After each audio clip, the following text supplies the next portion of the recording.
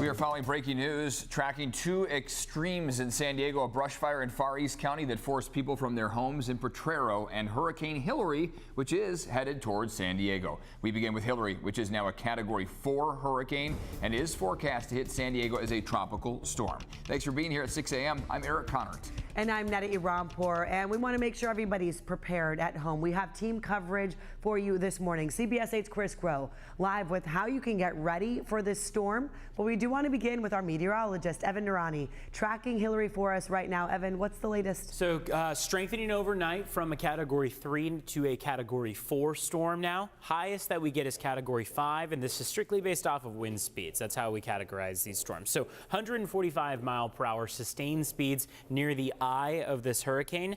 Right now, still very far off the coast of Cabo, which means extremely far away from us in San Diego. It is only Friday morning. We do not expect this storm to make landfall until late Sunday night. We'll see, though, some showers. The outer bands of this system begin to arrive closer to about Saturday afternoon. Watch it deteriorate. Just off to the west of Cabo, it'll be a Category 3, dropping down to a Category 2 as it makes its way up to the northern Baja Peninsula, and then a Category 1 just prior to landfall in San Diego. San Diego right now expected to be the first U.S. city that this storm hits, and it will likely be as a tropical storm. Tropical storm force winds are below 75 miles per hour. We're still, however, looking at pretty decent amounts of rain coming our way.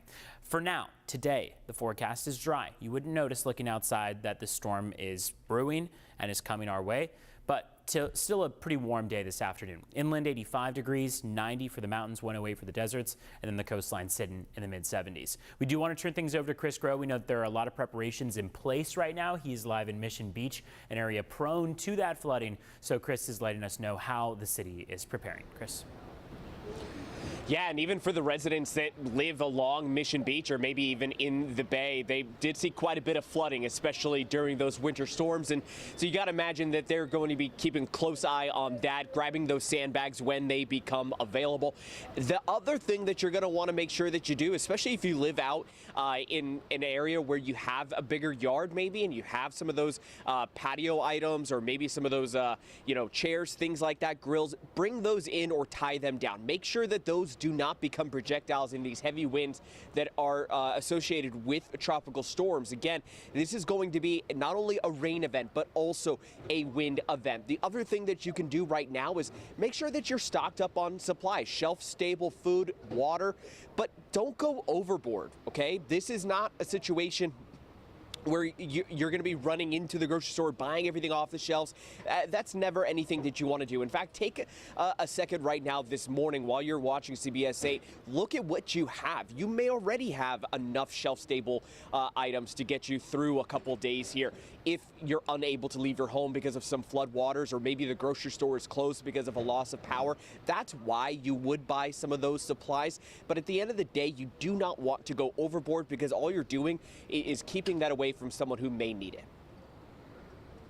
I'm definitely going to make sure that I'm prepared. I noticed there's a whole lot of water still in the stores, so I don't think a lot of people know about it. I was expecting to go in there and find a bunch of it missing, but it looks like hardly anybody's touched it.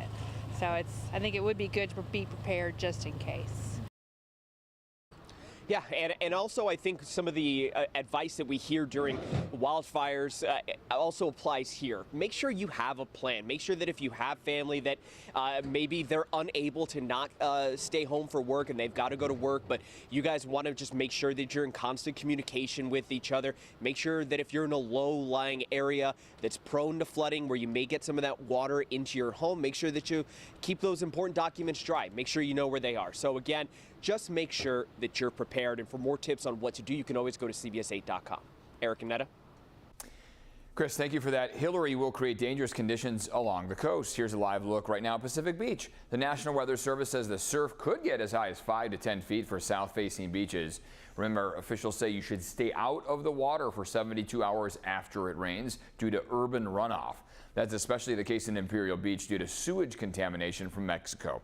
The county and CAL FIRE are offering free sandbags to protect your property here. This is for people living in unincorporated areas. They're available, I should say, at many fire stations, including Bonita, Fallbrook, and Ramona. We have the full list of locations for you at CBS8.com. Just click on the Help button. And remember, you're being asked to bring your own shovel to fill the bags with the sand. Some locations are also offering just bags only. Here are some important reminders from FEMA as well in case of an emergency. Make sure you have multiple ways of receiving alerts. So not just the news on TV like you're watching now, but also radio and internet, and learn those evacuation routes for your home. Stock your pantry with non-perishable food. Gather food, water, medicine, flashlights, chargers, IDs, insurance documents, all in a safe place. And right now, Cal OES in Sacramento working with agencies here in Southern California to determine what resources to deploy here. They could send personnel for search and rescue, swiftwater rescue teams, fire engines, bulldozers, tractors, all of that could be headed our way. Meanwhile, the Coast Guard is bolstering resources from all around California. They're ready to respond by sea and by air. Debris flows from burn scars are a concern as well, along with ocean rescue. So they'll be keeping a close eye on inland waterways and channels and, of course, our beaches. Well, San Diego Gas and Electric also preparing for possible power outages due to the storm. In fact, they posted this on social media saying their meteorologists are closely monitoring Hilary, and SDG&E crews are making preparations in advance so they can respond as quickly as possible to potential storm impacts on power. Hilary is moving north off the coast of Baja, as Evan has been showing us. The hurricane is expected to approach the Baja California Peninsula by tomorrow. Mexican officials are warning people there about the storm's impacts. Recuerda que lo más importante es tu seguridad y la de tus seres queridos. No salgas de casa si no es necesario. Revisa las condiciones de tu vivienda. You're hearing from the governor of Baja California. She's telling people to remember their safety is the most important thing and to only leave their homes if it's absolutely necessary.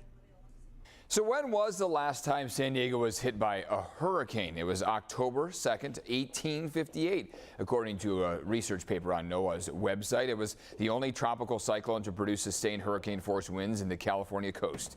Newspapers at the time described it as a, quote, instant terrific gale that continued with perfect fury. There were reports of roofs coming off houses and trees being uprooted. A tropical storm also made landfall in 1939.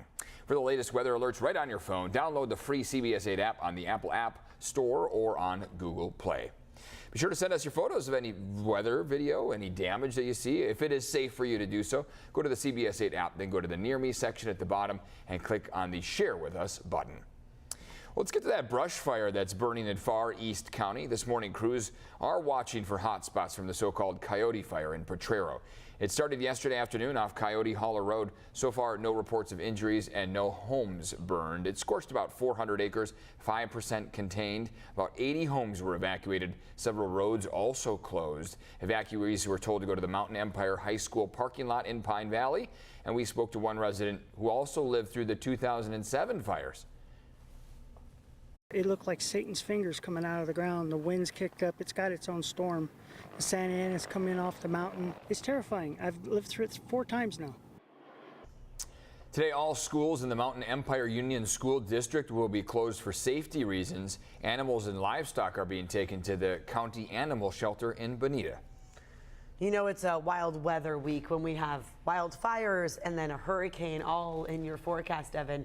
Yeah, I think yesterday was one of those days where I saw so many people walking around downtown, enjoying the Padres game. Right. And I was thinking, I wonder if people are aware of what's coming. And I think a lot of people are, but it's also tough to kind of fathom it when it's sunny and it was such a lovely afternoon. Yeah. I mean, gorgeous, but obviously things are changing. Things are changing and they're going to happen pretty quickly. I mean, we have to keep in mind that the bulk of this storm is going to be Sunday. Sunday is the day that we were watching out for, in particular for heavy rain, thunderstorms, the possibility of flash flooding, especially over our mountains and deserts. But for today, it's not Sunday yet. It is Friday and we are dry. We've got clouds along our coastline. They're stretching slightly farther inland than they were yesterday. Seems like they will still break apart relatively quickly, yield us sunshine. Temperatures are warm for this afternoon, and they're cooling down from here. The green that you see on the screen is a flood watch. It is in effect from 5 a.m. on Sunday through 11 p.m. on Monday. The eye of this storm, the most intense portion of it is expected to make landfall in San Diego late Sunday into early Monday, right around midnight from Sunday into Monday. So that time frame is critical in terms of our wind. But for rain is going to start up late Saturday night, especially across our mountains and deserts, and then intensify from there. So Sunday is a prime day for us to run into the possibility of that flooding lingering through early Monday, breaking apart Monday afternoon.